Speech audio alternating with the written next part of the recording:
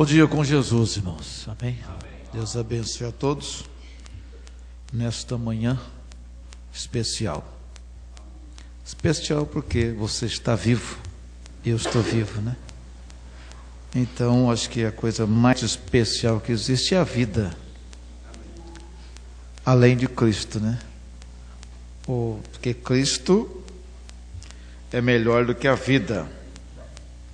O profeta dele é para mim mais do que a vida, que a própria vida nossa, né? Então, o fato de estarmos vivos nesta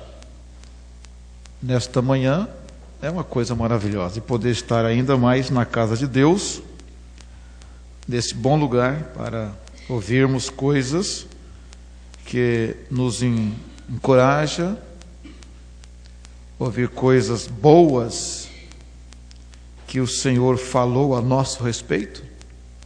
É uma coisa maravilhosa, profeta. Nós gostamos de ouvir boas coisas a nosso respeito. Então, Deus falou a nosso respeito, e o que Ele fez por nós, ter nos comprado, nos reconquistar de novo, a ponto de você poder dizer: eu sou dele 2 vezes. Amém. Eu sou de Cristo 2 vezes. Primeira vez porque Ele me fez como uma criatura, depois Ele me comprou no Calvário. Então eu sou dele 2 vezes. Graças a Deus. Então Deus abençoe a todos, né? Temos conosco o irmão Gilson, né? Meu cunhado, sua esposa, a irmã Luzia, fica de pé. Eles estão ali atrás, né? Está viajando, fazendo turismo, foi para Rondônia, voltou, né? Deus abençoe. Pode assentar. Também a minha irmã Maria está ali, né? Fica de pé. Ela mora em Curitiba, né?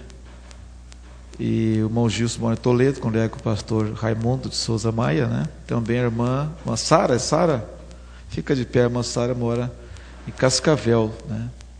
E é isso, Cascavel, né? Também congrega com o pastor Raimundo de Souza Maia. A Maria congrega com o pastor Francisco, né? Lá em Curitiba. Deus abençoe vocês em nome de Jesus, né? Está vendo o garoto ali? É filho do irmão, irmão Reinaldo, né? Deus abençoe. É primo do irmão Mateus, irmão Ageu, né? É 2, né? É 2 irmãos, o outro também? E a menina também. Deus abençoe, né? Vocês, em nome de Jesus Cristo. Graças a Deus, né? Quem mais? Tem mais alguém? Não, os demais são daqui mesmo, né? Deus abençoe a todos, no precioso nome de Jesus Cristo. A leitura já foi anunciada, é Romanos 7, né? Depois do culto tem almoço, se você quiser almoçar aí na igreja, tem almoço, estão fazendo almoço para todos que desejar, né? 16, 18 horas nós começamos o culto de comunhão, como acontece todos os primeiros domingos de cada mês. Graças a Deus. Então nós vamos ficar de pé para a leitura de Romanos capítulo 7. Do versículo 1 ao 6. Você tem a sua Bíblia, quer acompanhar. Paulo disse assim: estando morto a lei, servamos a Deus em novidade de espírito.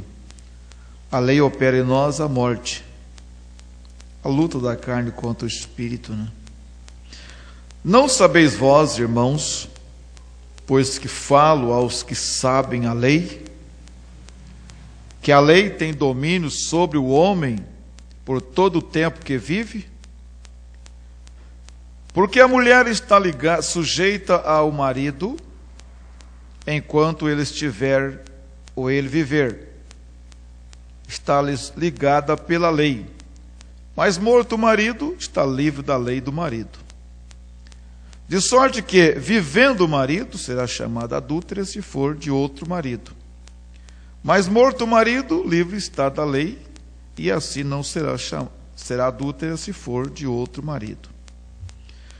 Assim, meus irmãos, também vós estáis mortos para a lei pelo corpo de Cristo, para que sejais de outro, aquele que ressuscitou dentre os mortos, a fim de que demos fruto para Deus.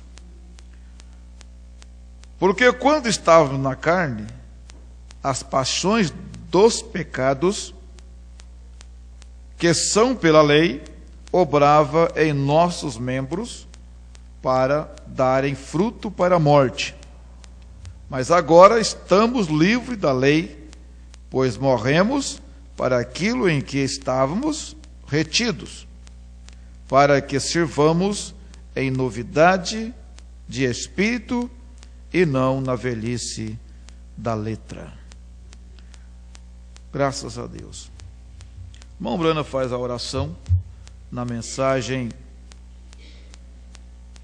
A União Invisível da Noiva, a qual ele leu para pregar essa mensagem. Ele disse assim: oremos.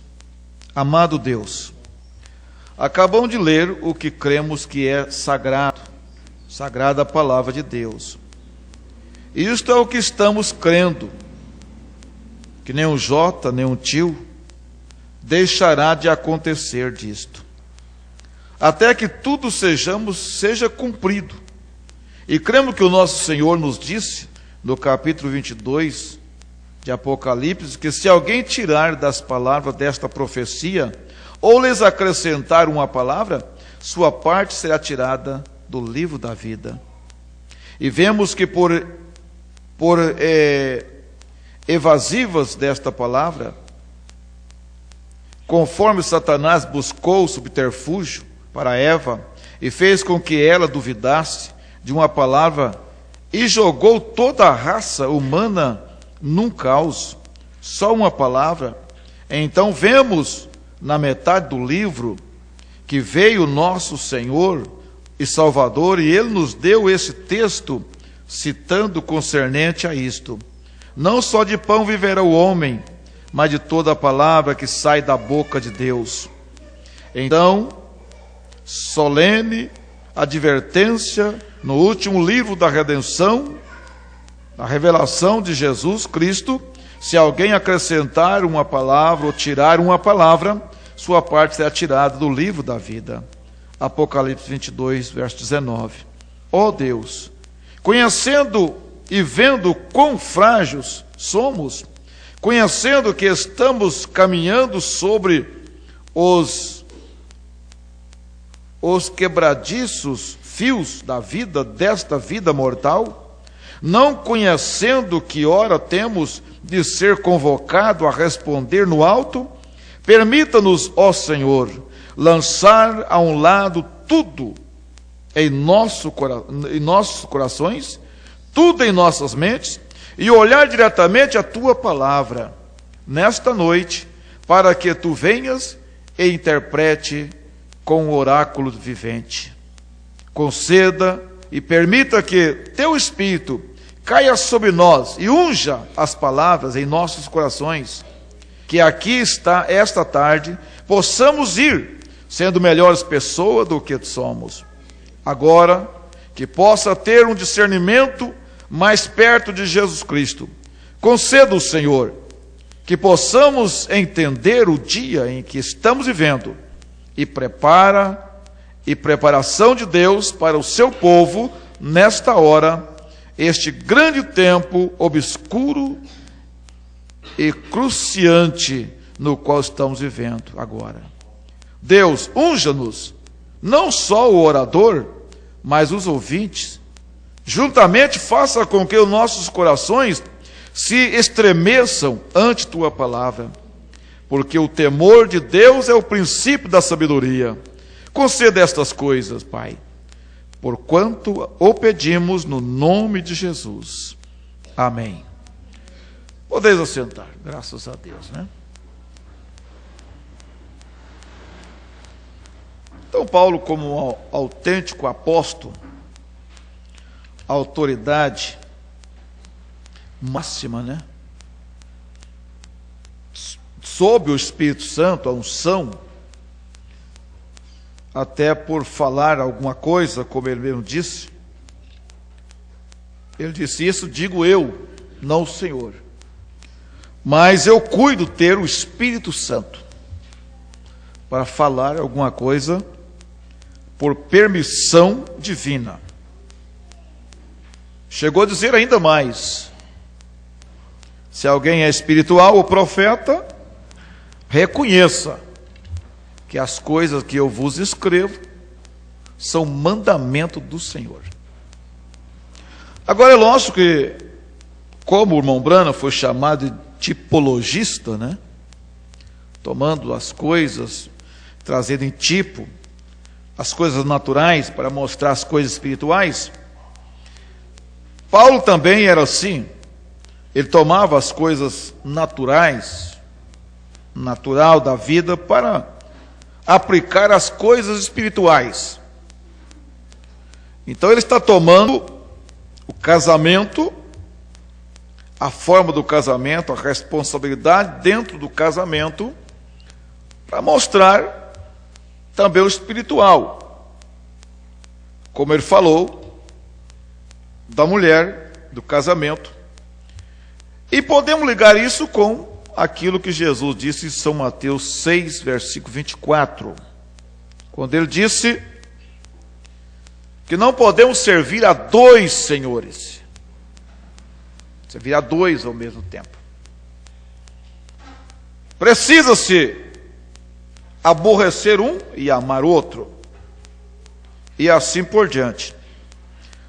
Então nós vamos ler isso, o profeta mostrando: você não pode servir. Um tem que morrer para você. O homem terá que ter apenas um dirigente no seu coração, e o terá. Muitas das vezes, por falta do conhecimento, à luz da Escritura, do discernimento, acham que podem servir a Deus e servir também o mundo. Mas não tem como nós termos os dois de uma só vez em nossos corações, em nossas vidas. Porque é mesmo aquilo que disse, quando o Senhor Jesus disse: dar a Deus o que é de Deus, dar a César o que é de César. O irmão Branham até chegou a dizer que César pode até receber o que é de Deus, que ele é humano. Mas Deus não recebe o que é de César. Então o mundo até poderia aceitar ficar junto com Deus, no mesmo coração. Mas Deus não aceita estar junto com o mundo em um mesmo coração, em uma mesma vida. Então nós vamos ler isso. O profeta mostrando isso para nós na mensagem: a união invisível da noiva. Não tem como. Aí João também, como apóstolo, ele vai mostrando isso para nós, que os que estão no mundo, na carne, não podem agradar a Deus. Agora o profeta disse: me agradaria titular estas poucas observações que estava por fazer aqui, algumas escrituras que gostaria de seguir detidamente depois, se o Senhor permitir, para a mensagem de ação de graça. A união invisível da noiva de Cristo. A união invisível da noiva de Cristo. É, na verdade, uma união invisível. Unido. Um profeta fala, às vezes até mesmo se apega ao natural. Quando ele falou na mensagem A Fé Perfeita, fala do casal de namorado, o jovem está namorando a moça. Eles não estão unidos fisicamente, mas estão unidos de uma união invisível também. O profeta diz: você pode separar um do norte e o outro no sul, eles continuam unidos. É, porém, uma união invisível. Não soa como uma mensagem de ação de graça, ainda que qualquer escritura. Estamos pensando neste tempo das cenas cruciantes da história deste mundo. Não sei se houvéssemos tido um dizer antes da fundação do mundo, Deus houvesse exposto ante mim o programa completo e me houvesse dito: eu desejo que tu pregues. Agora, em que era desejas ir à terra pregar? Veja bem, eu haveria escolhido esta era, porque penso que esta é a era de ouro. A era na qual nós estamos vendo, a era de ouro. O melhor tempo da história de toda a humanidade é este no qual nós estamos vivendo. É verdade que é também a era mais pecaminosa de todos os tempos, porque é uma dupla maldade, é uma dupla perversidade. Tudo você tem em maneira dobrada hoje. Pecado e tudo. Porque os dias de Noé teve o seu mal. Problema de casamento vem do dia de Noé.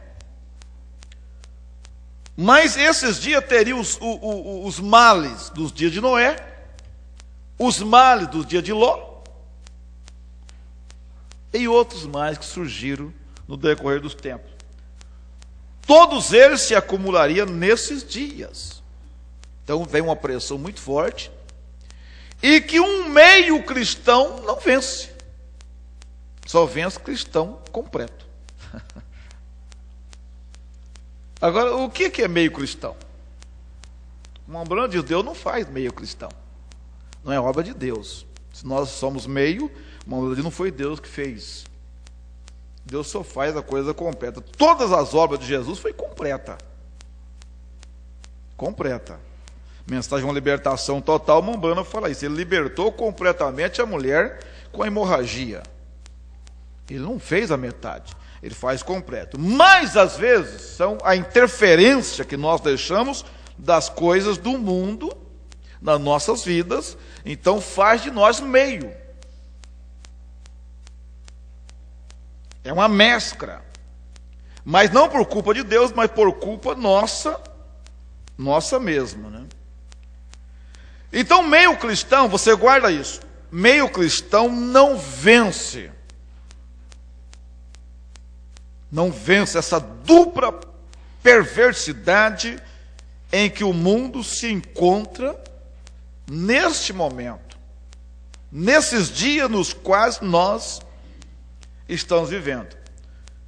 Mas como poderia chamar isso de um melhor tempo, quando nunca houve tantas doenças como há hoje?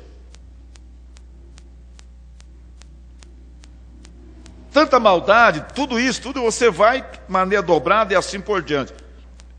Mas, olhando no prisma espiritual, diz o profeta, porque é a era da coroação,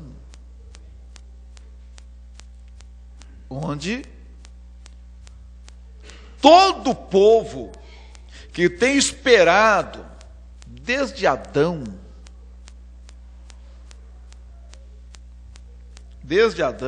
para cá, apesar de nossos irmãos do verso também ter ressuscitado, mas não há um companheirismo ainda, como vai ser depois do arrebatamento. Depois do arrebatamento não haverá. Porque às vezes nós entendemos, podemos pensar, eu não creio que ainda o irmão Brana já está com Abraão. Porque lugar especial. Você vai analisando assim. Eles já ressuscitaram. Apesar de que não tem base, se fosse, vai fazer doutrina, não sei, não li ainda. A região onde estão os santos que ressuscitaram, porque eles já ressuscitaram.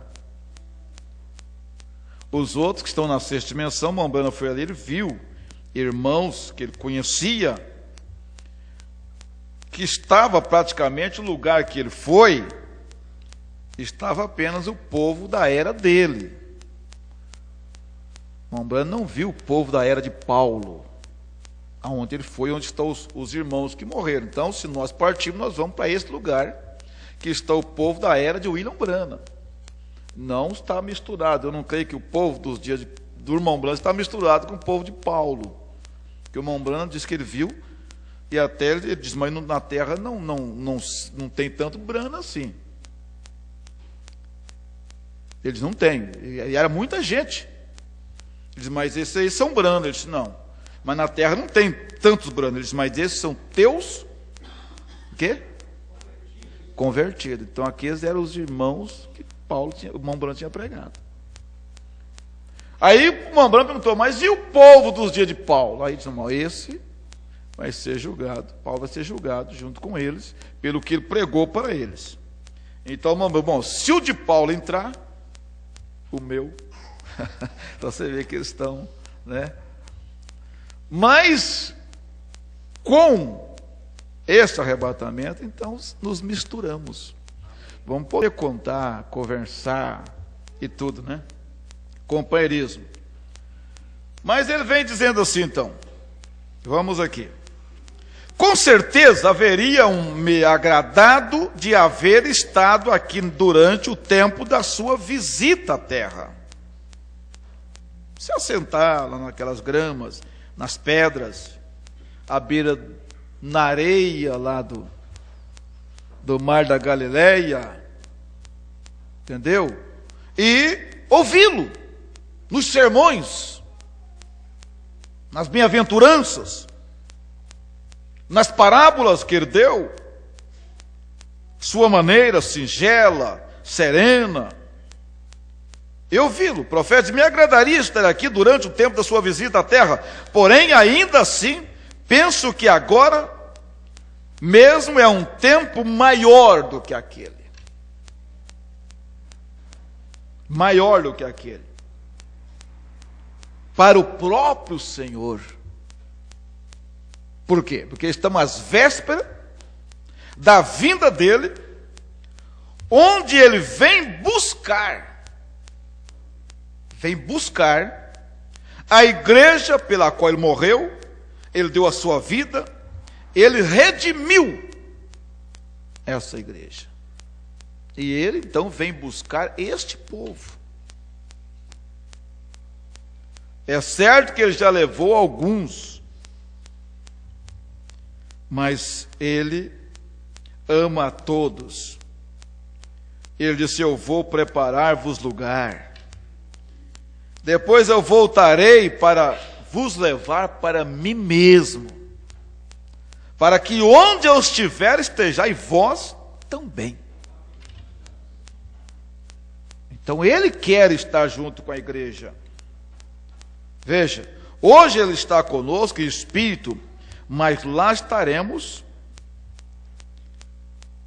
de forma mesmo onde nós podemos ver, como disse João, podemos vê-lo porque assim como ele é, nós o veremos, disse o apóstolo São João. Veja que o tempo maior, porque é o tempo em que ele vem para tomar o povo que tem redimido, aproximando-se a ressurreição, quando todos os redimidos surgirão. Que gloriosa oportunidade temos para falar a gente moribunda. Que tempo grandioso. Poder falar do amor de Cristo, poder levar essas boas novas às pessoas que se encontram no mundo sem esperança, não sabem nada, elas acham que vão morrer, se morrer, não sabem o que acontece depois da morte, e algumas iludidas iludida pelo espírito religioso, acha que tem um purgatório em algum lugar, e que mesmo elas morrendo, elas vão para lá, e de lá elas saem do purgatório e vai para o céu. Que esse purgatório é um lugar intermediário entre a terra e o céu.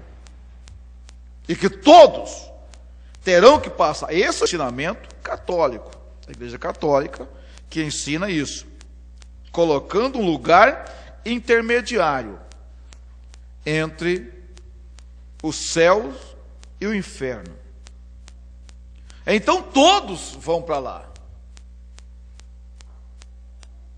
Não tem exceção. Nós sabemos muito bem, porque o diabo anda paralelo com as coisas de Deus.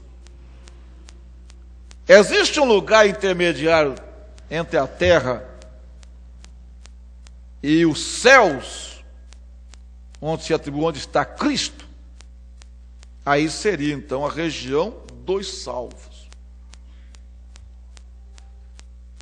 Os salvos. Como nós temos esse lugar, vamos que está intermediando. Porque o Mombrano ali, quando ele esteve ali, ele dizia, eu quero ver Jesus. O que vocês lembram da visão, tudo, né? Quem lê a mensagem sabe, entende a visão que nós estamos falando. O irmão Brando diz, eu quero ver Jesus. O outro, não, você não pode vê-lo agora. Ele está um pouco mais acima. Ele estava na 7ª. Então você não pode vê-lo agora. Como o cristão tem esse lugar, vamos dizer assim, o ímpio também tem um lugar. Pois o irmão Brando diz, ninguém está no inferno agora mesmo. Morreu, foi direto para o inferno, não. Ninguém está no inferno. Aí o profeta mostrou que esse lugar intermediário é a 5ª dimensão onde eles vão. Eles estão na 5ª dimensão.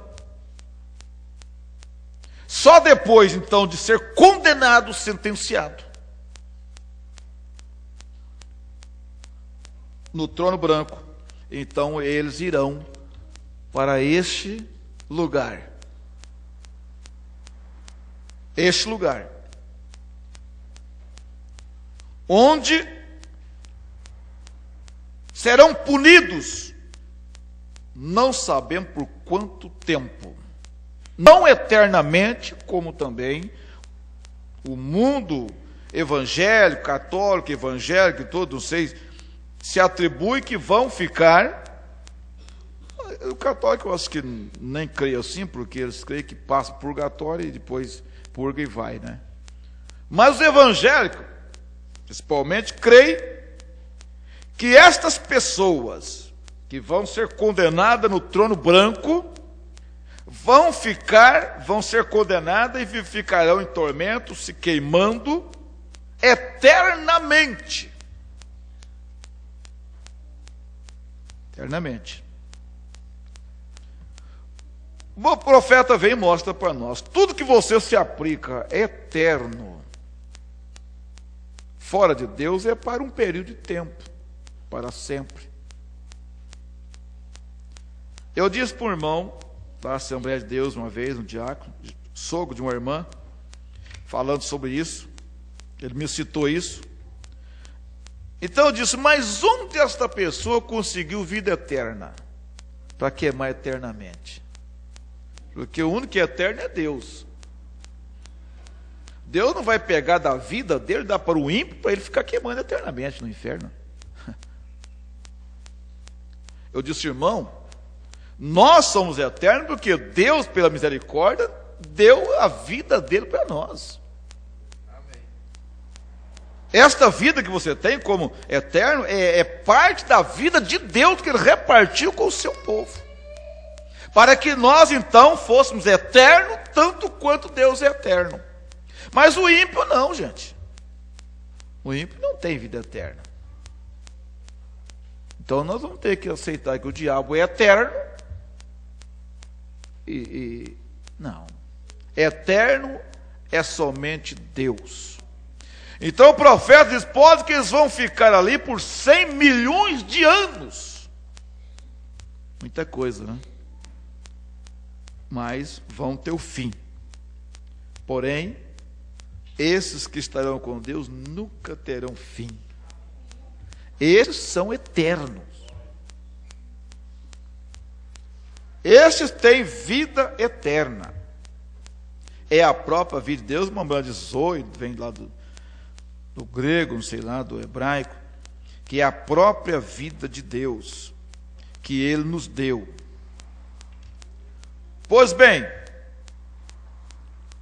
mas para nos purgarmos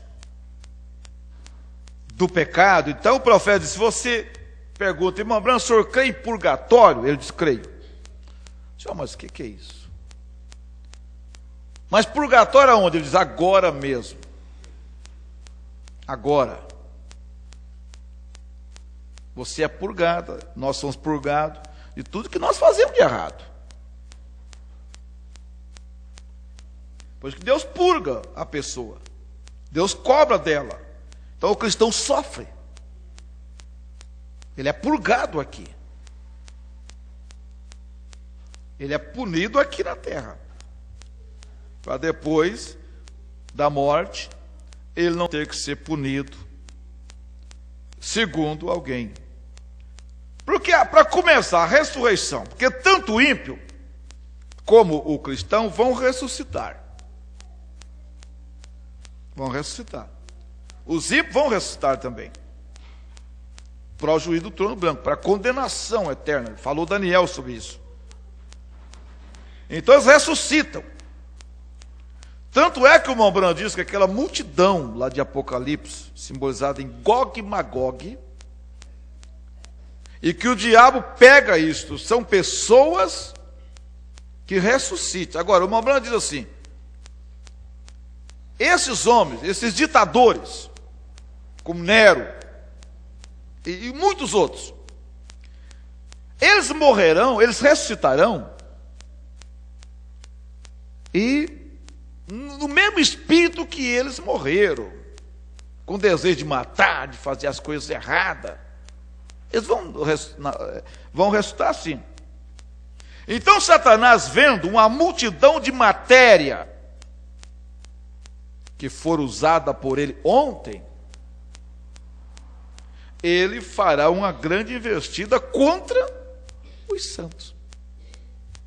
É uma multidão de ímpios, como os faraós, aquelas pessoas completamente demoniadas, possuídas por demônios, que esteve aqui na terra, como Hitler e outros, foi verdadeiramente um instrumento nas mãos do diabo, é lógico por permissão de Deus, para um propósito de Deus, que Deus usa quem Ele quer usar. Ele diz, eu usei Faraó para fazer aquilo com Israel, para provar o poder dele em Faraó. E ele usa então quem ele quer usar. Ele usa, como ele usará ainda, diz o profeta, o comunismo, que é uma loucura muito grande para o mundo religioso, se você falar isso, que Deus vai usar o comunismo. Mas o profeta mostra. Eles estão lá, alguém pensa, o comunismo acabou, o profeta, não, eles estão lá, eles serão usados ainda por Deus. Como Deus usou muitos, usou Nabucodonosor para punir Israel, por causa da desobediência, levou Israel cativo, saiu de um extremo ao outro da terra quase. Essa nação veio de muito longe, da Babilônia até Israel, era muito longe. E o tanto é que que a Babilônia ficava na parte da Índia, mais ou menos por ali, e os magos que saíram de lá para ir até Jerusalém, eles gastaram 2 anos em lombo de camelos. Naquela época era uma trajetória muito longe e tudo mais, mas Deus permitiu que acontecesse. Ele não era tão mau assim, Nabucodonosor. Se você olhar pela própria Bíblia, você vai ver. Mas era Deus permitindo. Por quê? Porque quando Nabucodonosor deu as ordens para o seu comandante, como é que é o nome dele? Nabuzerão, o nome do capitão lá, o comandante. Ele diz: ó, você vai lá, faz o trabalho, só tenha cuidado de um homem lá. Lá tem um homem lá, ele é um profeta, profeta Jeremias. Essa foi a ordem da Nabucodonosor. Então esse homem, você trata ele bem. Em outras palavras, não force ele a nada. Oferece para ele, se ele quiser vir. Aqui vai ter um lugar de honra aqui no nosso meio. Esse é o profeta de Deus. Porém, se ele quiser ficar lá, deixa ele lá, cuide bem dele. Essa foi a ordem expedida por Nabucodonosor em relação a Jeremias. Então era Deus cuidando dos seus. Amém. Deus cuidando. Eles estão entusiasmados, diz o profeta. Aleluia. Entusiasmado. As coisas de Deus devem nos entusiasmar. As coisas de Deus. A revelação. Tanto é que o estímulo, o vinho do Apocalipse, o profeta diz isso é o estímulo da revelação. Irmão, se a coisa principal, se não estimular o crente, a revelação não estimular o crente, meu Deus, eu não sei o que vai ser de nós, se a revelação que Deus tem nos dado não nos estimular, não nos fortalecer para seguirmos, enfrentar os problemas da vida que surge, a revelação de que somos filhos do rei. Aí o irmão Branham vem e diz: se um escravo africano vivia entusiasmado, trabalhava, não precisava de apanhar, de ser chicoteado pelos capatazes, por saber que era filho do rei, quanto mais um cristão. Então esta revelação, estava lendo uma mensagem, obra-prima de Deus identificada, ele chegou a dizer assim, ó: você já viveu essa mensagem na vida dos nossos antepassados, né? Os nossos pais. Você já viveu isso? Ele diz: eu estava com Josué quando Josué mandou o sol parar. Quer dizer, eu vivi aquilo. Momentos. Então, por isso que essa mensagem não se torna uma coroa de espinho para nenhum de nós. Quer seja homem, quer seja mulher, a mensagem não é uma coroa de espinho, porque você já viveu isto lá atrás, na vida, porque, como diz a Bíblia, vocês são filhas de Sara, falando para as mulheres. Então, você já viveu isso na vida de Sara. Nós já vivemos isto. Estamos entusiasmados. Por isso, e sabemos que a história está concluindo. A história do mundo logo será concluída. Então, falta alguma parte que ainda precisa se cumprir, para ela ser concluída. Então, quando se conclui a história, fecha-se o livro, o escritor para de escrever e pronto. Então, a história dos amorreus, a história dos perizeus, a história dos heteus, dos filisteus, e assim cada história deles, eles foram fazendo a história deles. A história deles. E Deus foi segurando Israel. Mesmo Israel sofrendo, mas Deus segurando.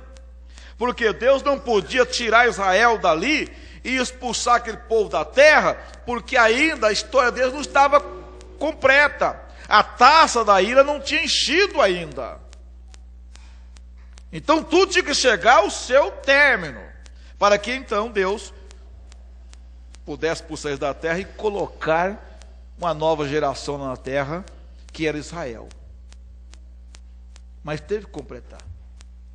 E às vezes nós achamos que está demorando 40 anos, ficar no deserto, e vai dali, vai para cá, e coisa acontecendo. Mas quando chegou a hora, a taça encheu, a história deles foi completada. Então Deus disse: agora é hora. Pode rodear a muralha, Josué. E a muralha, eu vou derrubar tudo isso. Vocês rodeiam a muralha, depois vocês tocam a trombeta e eu derrubo a muralha. Aleluia. Que acordo bem feito de Deus, né? O profeta dele chega e diz para você assim: você fale a palavra e eu cumpro ela. Cumprir a palavra não é assunto meu.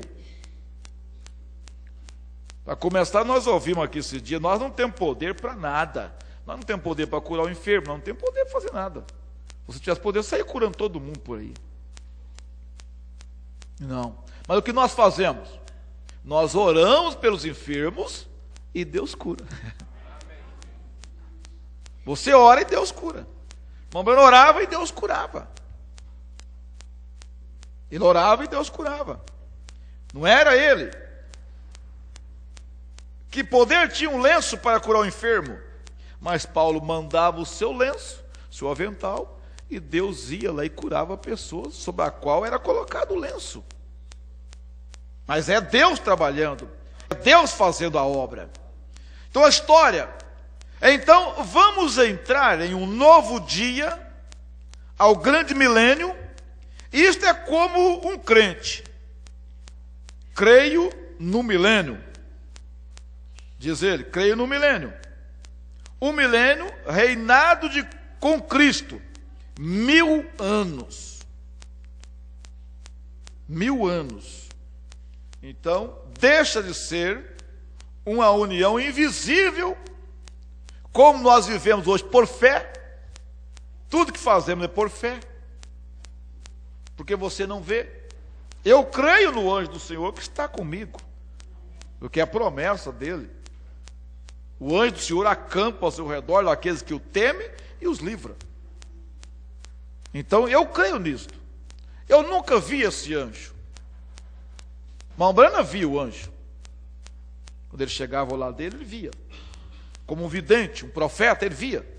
Mas nós não, nós vivemos pela fé.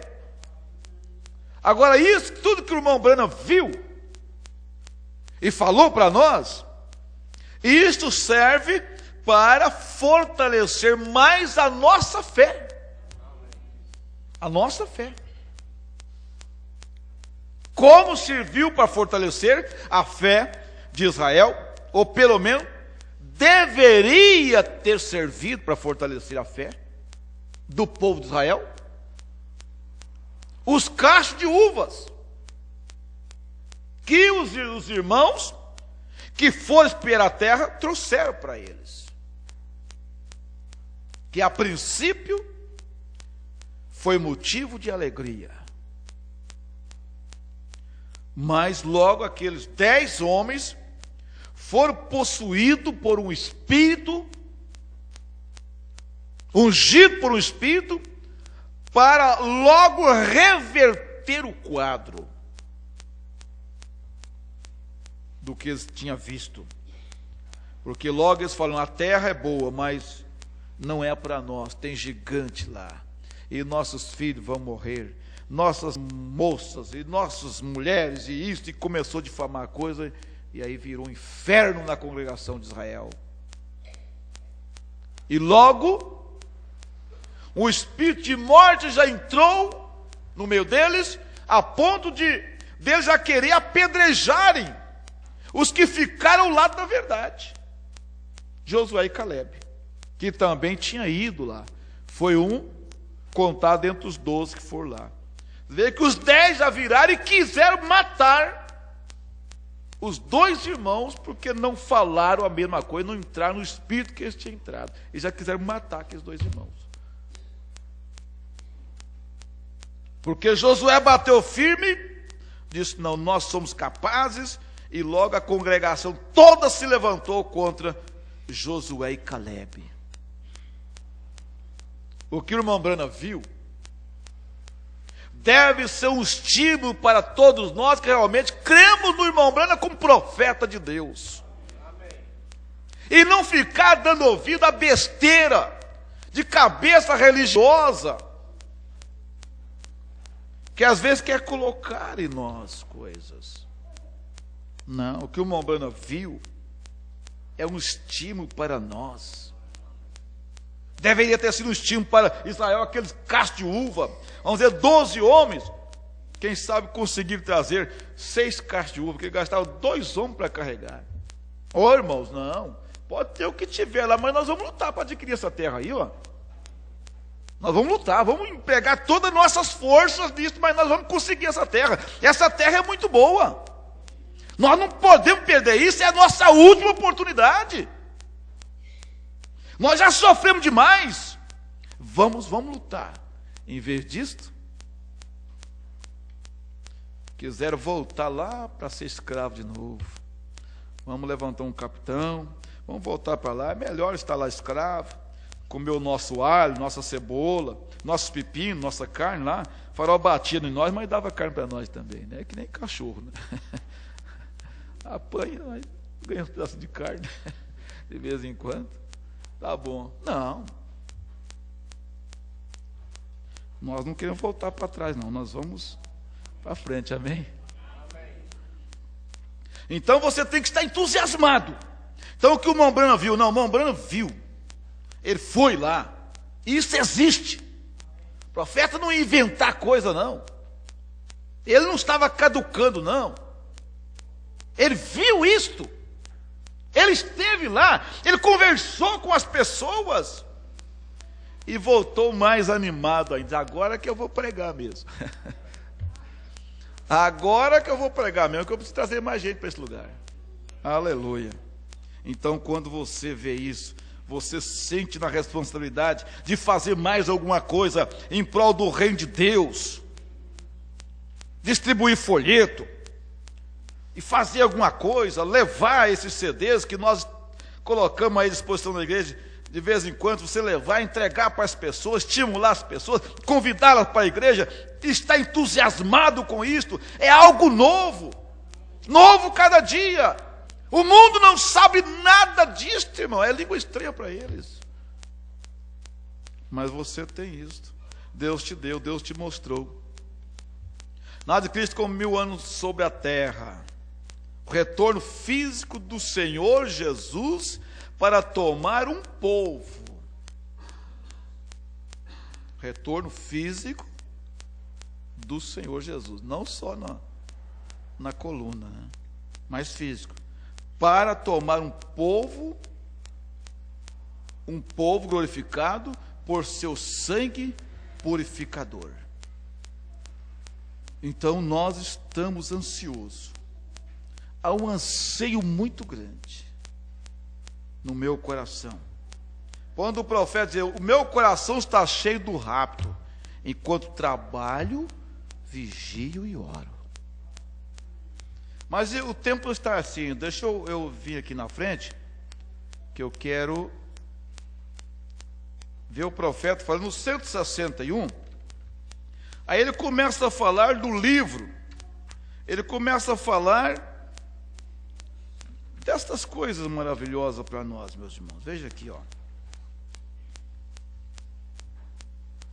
Ele diz assim: porém veio os atributos que estão em Deus tem que ser exposto.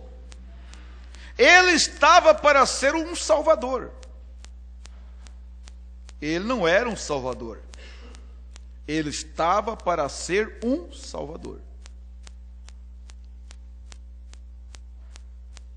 Veja, esses atributos teriam que se manifestar. Então, com o conhecimento através da mensagem, nós sabemos muito bem que ele teve que expressar esses atributos e por isso ele teve que permitir, como até hoje ele permite coisas acontecer com alguns dos seus, para logo ele vir e atuar e mostrar o seu poder. Permite. Veja bem, São Salvador, para fazer tudo perfeito do modo que o tinha. Então não pode haver nada perdido. Ó, não seja meninos, sejamos homens e mulheres. Nós estamos no caminho final. Notem, agora era natureza associada com a morte. Teu primeiro esposo, que te havia governado, era a tua natureza por nascimento natural. Então esta natureza tem que morrer. Então ela governa o homem. E vem, é hereditária, vem de família, vem de pai, vem de avô. Sabe que são coisas que dominam famílias, espíritos que dominam famílias, que isso vem de muito longe, vem passando de geração para geração. É uma coisa terrível. De geração para geração, espírito vai dominando família. O profeta falou, certo? Diz, o bem e o mal acompanham família. Acompanha a família. Quando o irmão contou para ele que José tinha tido uma visão e viu o filho de um irmão indo descendo de bicicleta e caindo. Aí falaram para o irmão Brando disse, o bem e o mal acompanham a família.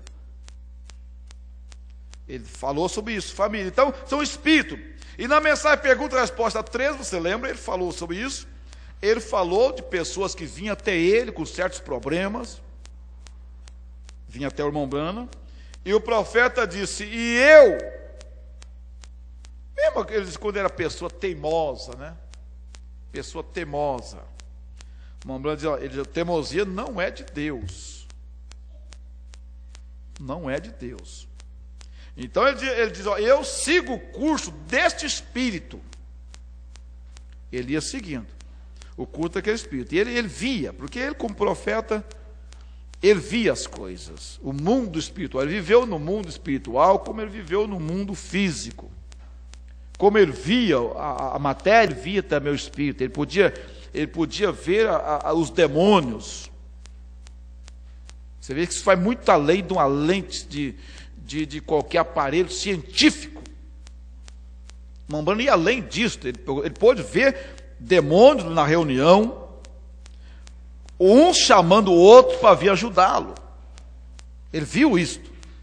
Um menino que estava com o coração fraco, e o irmão Brando estava para se orar perto do púlpito ali. Quando o irmão Brando estava ali para orar, o irmão Brando não viu o menino. Quando o irmão Brando viu o menino, o coração do menino só estava enfraquecendo. E o irmão Brando viu os demônios aglomerando ali e chamando outros para vir ajudar eles, para não soltar o menino. Lógico que ele teve que ir embora, porque o menino viveu, o profeta orou, porque maior é aquele que estava no irmão Brando, que é aquele que estava ali querendo matar o menino. Então é lógico, a vitória foi do garoto, pela graça de Deus. Mas ele via isto. Ele via. Nós às vezes não calculamos onde Deus levou o profeta. Mostrou. Irmão Brando viu a cena do Éden. Deus restaurou tudo para ele e mostrou a cena do Éden. Irmão Brando pôde ver a serpente antes dela ser transformada, dela passar para ser uma cobra. Deus mostrou para o irmão Brando.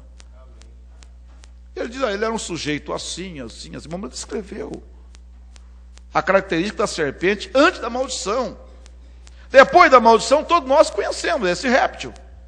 Nós conhecemos por cobra, isso, aquilo. Mas antes da maldição, que a ciência não encontra o elo perdido, Deus mostrou para o irmão Brando. Mostrou. E ele podia ver isso, então, esse grande homem. Então, vamos lá. Ele diz assim, note, então, o seu primeiro esposo é a sua natureza. Então ele diz, ó, isso vai dar lá num avô, numa avó, num bisavô, num tataravô. Esse espírito vem lá de trás. E ele vem passando, ele vem passando, ele vem passando. Essa natureza vem passando e vem dominando. Mas quando você aceita o evangelho, então, irmãos, muitas coisas e até maldição que estava sobre nós, não que nós mesmos é o devedor, mas aquilo vinha de família, aquilo foi quebrado quando nós aceitamos o evangelho. Toda aquela natureza, aonde nos levaria essa natureza? Esse que dominava, aonde ia nos levar? Veja que coisa grandiosa é isso, irmãos. Não é pouca coisa não, a gente deve dar graças a Deus mesmo, por nós não estar debaixo de capricho de tal natureza, tal coisa, estar debaixo de capricho disso, de espíritos. Você veja que de família parece que é o espírito de suicídio, de própria pessoa tirar vida e família, isso, eles vêm, são coisas que, terrível, destruição, são espíritos que vêm acompanhando. Mas quando você aceita o Evangelho, quebra este elo, este vínculo, é quebrado pelo poder de Deus na vida do homem e da mulher. Aquele espírito que costumava escravizar a família Brana, todos, quebrou ali, se quebrou. Não conseguiu fazer o irmão Brana beber nem sequer um golinho, nem para limpar a garganta, nem para se esquentar, porque a maldita da cachaça tem esses efeitos, né? Diz os bêbados. Quando está no frio, ele toma para esquentar. Quando está quente, ele toma para refrescar. Difícil, né? Mas aí está, veja bem. Isso vem.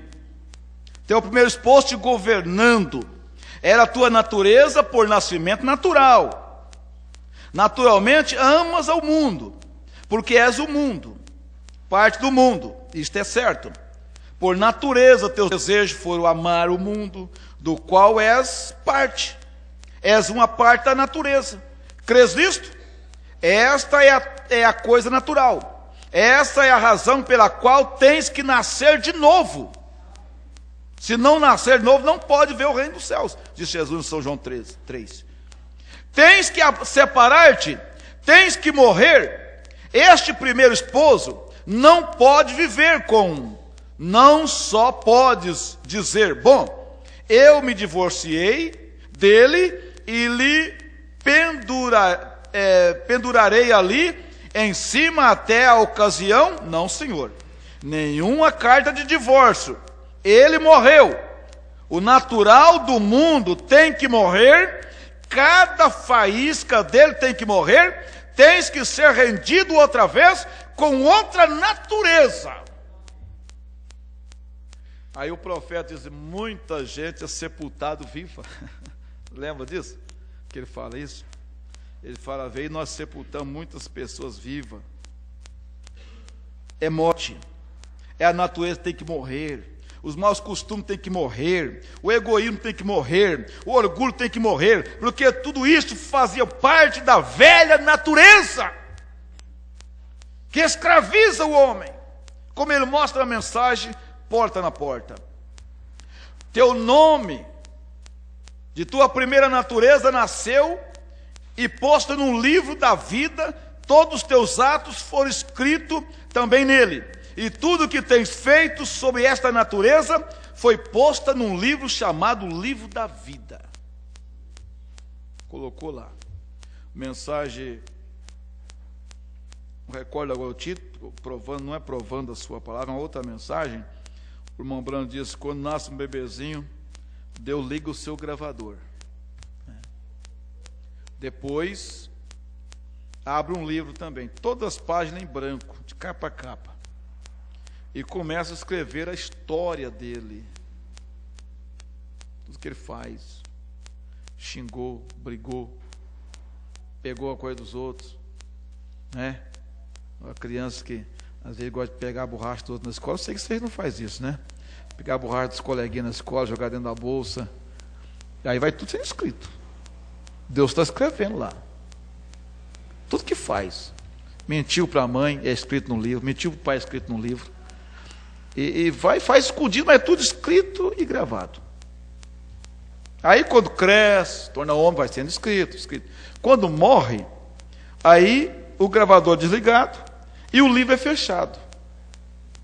E isso vai para a grande biblioteca de Deus. Deus guarda lá o nome da pessoa lá, fulano e tal. É como um processo, né? Fulano e tal, está lá. Fica lá. Um dia você vai chegar lá, diante de Deus. Aí vai pegar o livro. Mas vai ter tanta coisa feia dentro desse livro, né?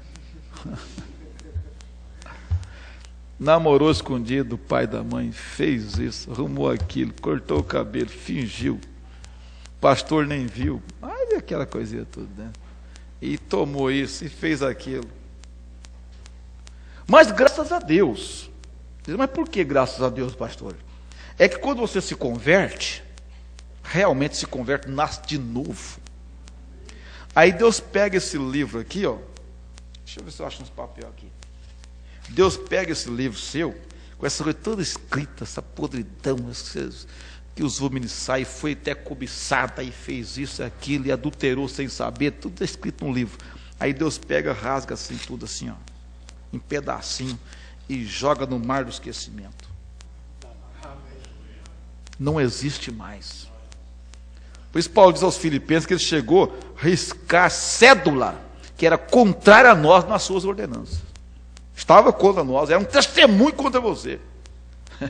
Parece que Deus fez uma queima de arquivo, né? Ele diz assim, ó, é queima de arquivo. Alguém matou alguém, ela diz que é queima de arquivo, porque era uma testemunha contra ele. Então testemunha morreu, não existe mais. Quem vai testemunhar contra ele agora? Não é isso, irmão Paulo? Não tem quem testemunhar. Quem vai testemunhar contra nós agora? O diabo vai dizer assim, você fez mais que ele. Não tem provar. O livro foi rasgado. Graças a Deus. O livro foi rasgado. O livro foi para o mar do esquecimento. Glória a Deus. Amém. Então nós estamos livres. Amém. Você nasceu de novo.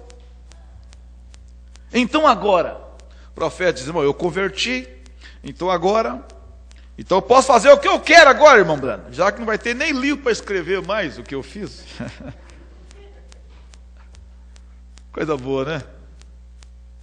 Então agora eu posso fazer o que eu quero agora. Agora eu posso pecar, agora eu posso pintar o 7 mesmo, porque não tem mais livro, não tem mais gravador para gravar mais nada. O irmão Brando diz assim, para começar, se você é um cristão, eu duvido que você vai querer fazer essas coisas. Então diz assim, a vida cristã é como comprar à vista. Comprar à vista. Você comprou, pagou. Você não fica devendo. Então Deus cobra do cristão. Você diz, meu Deus, mas por que o fulano é abençoado e eu não sou crente? Mas Deus está cobrando tudo à vista. Aquele outro lá está crescendo porque ele está só adiando. Adiando coisa. Mas lá no final vai ter um acerto. Todo mundo vai ter que pagar. Ninguém fica sem pagar as coisas. Deus está cobrando. Então não tem mais livro para escrever podridão, erro do cristão, diz o profeta. Não tem. Então por isso Deus cobra de nós. Cobra de nós à vista. E não pense que você vai passar com alguma coisa impune. E Deus cobra um pouco a mais ainda às vezes, né? Com juro e correção monetária. Sem ter, né? Porque uma vez você planta, você semeia um punhadinho, colhe uma travessa cheia. Travessa cheia. Oh Deus. Mas veja aqui, meu, não tem como ir mais longe. Teu nome, tua primeira natureza, nasceu, posta num livro. Isso aqui até o parágrafo, deixa eu ver aqui aonde que era, o 161 que eu disse, né? Até o 165. Eu vou terminar com até esses dois. Tem mais, mas eu deixo. Você nota em Daniel, quando ele vem ao ancião de dias, cujo cabelo era branco como a lã, milhões de milhões vieram com ele para ministrar, ele, a noiva. Então os livros foram abertos, e outro livro foi aberto, o qual é o livro da vida. Já ali, veja, já ali há santos, a igreja, a noiva. Outro livro foi aberto, o qual é o livro da vida. Agora, porém, quando foste separado desta união,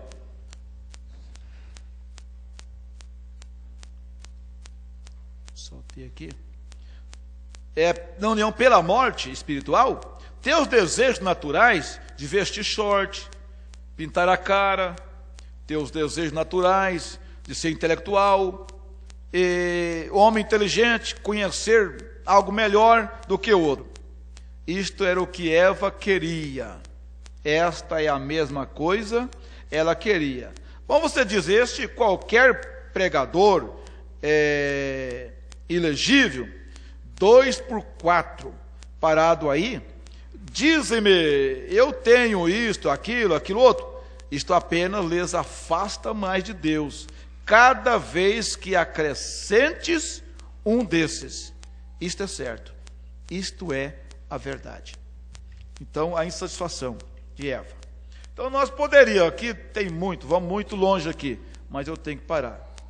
186, 187, aí vem o 209, 214, 215, 250 e até o 251. Mas então, resume nisto: o que Deus fez por nós é muito grande mesmo. Você vai constatar. Para começar, Ele nos perdoou. Ele nos perdoou. Ele não levou em consideração a nossa baixeza, nosso nível. Ele não levou em consideração. Não. E se você analisar, o profeta diz: existiam pessoas muito melhor do que nós. Existia. Você olha para você mesmo, você vai ver. Não, tem pessoa que não atuava com você, era muito melhor, tinha muito mais qualidades, que poderia contar pontos se Deus olhasse para as qualidades humanas, como nós achamos que Deus olha para as qualidades humanas. Deus não olha para as qualidades humanas. Se Deus olhasse, jamais Ele teria pegado o William Branham para ser profeta dele. Se Deus olhasse, Deus não teria pegado, quem sabe, Moisés. O homem estava lá naquela terra, fugitivo, era um homem, quem sabe, procurado por Faraó, por ter matado um egípcio lá. O que é que esse povo vai pensar de Deus? Deus pode dizer: não, eu não vou te enviar lá, Moisés, porque o que eles vão pensar de mim lá no Egito? Eles vão pensar que eu estou te apoiando, você é isso, você é aquilo. Eles vão pensar isso de mim. Deus passou por cima de tudo aquilo, dos pensamentos humanos, das razões, não olhou qualificação em nenhum deles, e simplesmente o nomeou e disse: vai e faz a obra. Ele olhou para nós. Ele não viu qualificação em mim. Ele não viu qualificação em você. Por mais que você pense: eu sou uma pessoa boa, eu sou uma pessoa digna, eu não roubo, eu não mato, eu não faço isso, eu não faço aquilo, eu não faço nada. Mesmo assim, Ele escolhe por determinação dele. Ele predestinou, ele diz assim: eu amo Jacó e aborreço Esaú. Como Deus, Ele sabia a história feia, a parte horrível que estaria registrada na vida de Jacó. Mas pode deixar ele. Lá na frente eu vou trocar o nome dele, eu vou mudar ele, e eu troco o nome dele. A mesma coisa com Saulo. Eu estava dizendo ontem lá em Ponta Porã, meu Deus, que coisa. Paulo, apesar que ele reconheceu isto, né? Ele reconheceu, porque ele diz assim: irmãos, quanto a mim, eu fui blasfemo, eu não sou digno nem de ser chamado apóstolo, eu não sou digno, porque ele diz: eu fui blasfemo. Agora, além de Paulo blasfemar, você vai ver que ele fazia os outros blasfemar também. Quer dizer, além de pecar, faz outro pecar. Além da pessoa pecar, ela faz outros pecarem. A coisa fica pior ainda. Porque ele diz em Atos 26, veja aqui o que Paulo falando aqui, Atos capítulo 26, quando ele estava, Agripa reuniu ali com Berenice, Félix, né, para ouvi-lo, a defesa de Paulo, que Paulo tinha para falar com eles. E Paulo, então, conversando, falando com o rei Agripa, ele disse para ele: bem tinha eu imaginado que contra o nome de Jesus, o Nazareno, devia eu praticar muitos delitos, muitos atos. E o que também fiz em Jerusalém, havendo recebido poder dos principais dos sacerdotes, encerrei muito dos santos nas prisões, e quando os matava, eu dava o meu voto contra eles. E castigando-os muitas vezes, por todas as sinagogas, os obriguei a blasfemar. Obrigar, blasfema, fala contra esse nome. Torturava. E muitos chegavam a blasfemar, por causa da pressão que ele fazia nesses irmãos para fazer isso. Ele diz: enfurecido demasiadamente contra eles, até nas cidades estranhas persegui. Mas daí chegou a hora, Deus não olhou para nada disto. Deus não olhou. Ele já matou filho meu, ele já bateu em filhas minhas, ele já fez isto, ele já fez aquilo, mas ele é o escolhido para levar o meu nome entre os gentios. E agora, irmão? O homem era um terror, o homem era um perigo. Até Ananias mesmo, quando Deus falou, vai lá, Ananias tremeu. Senhor, esse homem aí, eu tenho ouvido desse homem aí, esse homem aí é um... Deus falou, pode ir. Agora ele já não é mais aquele, ele já caiu por terra. Pode ir agora que ele... E Ananias foi lá e fez a obra. Então, eu dou graças a Deus. Creio que também você dá graças a Deus, porque estamos aqui pela graça dele, não por méritos humanos, não porque eu fiz isto, ou porque eu fiz aquilo, não, é porque ele teve misericórdia de mim, me escolheu antes da fundação do mundo, colocou meu nome não só no livro da vida, onde poderia até ser riscado, mas ele colocou no livro da vida do Cordeiro, onde não pode ser riscado, e estou aqui. Não olhou se era feio, bonito,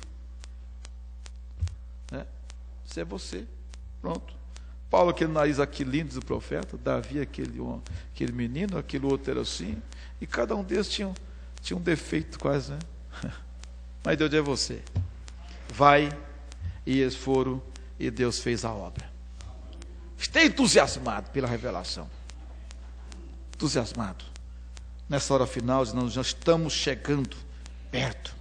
Você está viajando, você já viajou tantos mil quilômetros, está cansado, mas de repente aparece lá uma sinalização, a placa dizendo, então, tantos quilômetros. Você fala, graças a Deus, daqui 5 minutos, meia hora estou lá. Nós estamos já vendo todos os sinais, a sinalização da Bíblia que Deus falou, mundo de Sodoma, mundo de Gomorra, mundo de Noé, e tudo aí, né? As profecias de Daniel, a ciência se multiplicaria, falou ele, e assim por diante, está aí, tudo aí diante de nós. Então são sinais para nós, cada um deles vai chegando mais perto. Estamos perto, amém? Vamos ficar de pé, Deus abençoe a todos. Querido Senhor Jesus, agradecemos por esses momentos, ter estado aqui na Tua presença. Cada dia o Senhor nos ilumine mais, nos dê mais luz, para nós prosseguirmos, Pai, nessa jornada, nessa caminhada da vida. Eu sei que não nos acompanha mérito algum, nós não estamos olhando para nossos méritos, todas as vezes que nós olhamos na graça, Pai, na graça que o Senhor fez por nós, como bom samaritano, muitos caídos à beira da estrada, muitos sem esperança alguma de vida, sem esperança de ter uma família, um lar, uma casa, o Senhor deu tudo para eles, Pai. Deu uma família abençoada, uma casa maravilhosa, e assim o Senhor restaurou novamente vidas preciosas hoje.